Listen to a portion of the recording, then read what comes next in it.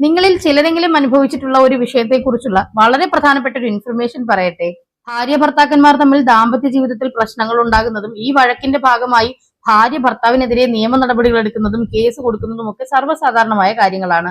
എന്നാൽ ഭാര്യ ഭർത്താവിനെതിരെ വ്യാജമായി പരാതി കൊടുക്കുന്ന ഒരു സാഹചര്യം കൂടിയുണ്ട്. ഭർത്താവിനോടുള്ള വാശി കാരണമോ മറ്റാരുടെയെങ്കിലും ഇൻഫ്ലുവൻസ് കാരണമോ ഒക്കെ ആയിരിക്കാം ഈ രീതിയിൽ ഭാര്യ ഭർത്താവിനെതിരെ കേസ് കൊടുക്കുന്നത്.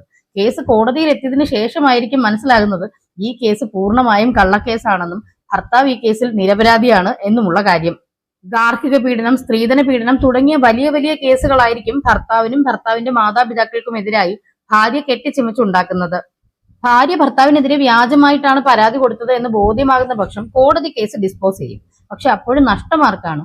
ഇത്രയും നാൾ കേസിൽ പ്രതിയാക്കപ്പെട്ട ഭർത്താവിനും ഭർത്താവിന്റെ കുടുംബക്കാർക്കും തന്നെയാണ് മാനസികമായും ശാരീരികമായും ഒക്കെയുള്ള ബുദ്ധിമുട്ടുണ്ടാകുന്നത്. അതായത് അത്രയും നാൾ കേസിന്റെ വിചാരണ നടക്കുന്ന കാലം അത്രയും അവർ അനുഭവിച്ച ട്രോമയും അവർ ഏറ്റുവാങ്ങേണ്ടി വന്ന അപമാനവും ഇതെല്ലാം അപ്പോഴും ബാക്കിയായിരിക്കില്ലേ?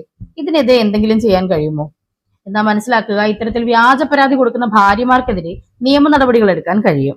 ഭാരതീയ ന്യായ സംഹിത സെക്ഷൻ 229, 238, 248, 356 തുടങ്ങിയ വകുപ്പുകൾ അനുസരിച്ചാണ് ഇത്തരക്കാർക്കെതിരെ നിയമ നടപടികൾ എടുക്കുന്നത്.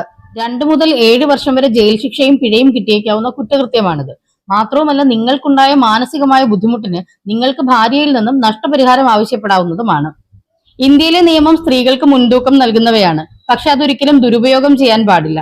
ഇത്തരത്തിൽ ദുരുപയോഗം ചെയ്താൽ നിയമം തിരിച്ചടിക്കുക തന്നെ ചെയ്യും. ആരുടെയും ന്യായത്തെ അന്യായമാക്കാനുള്ള അധികാരം നിയമം അനുവദിക്കുന്നില്ല.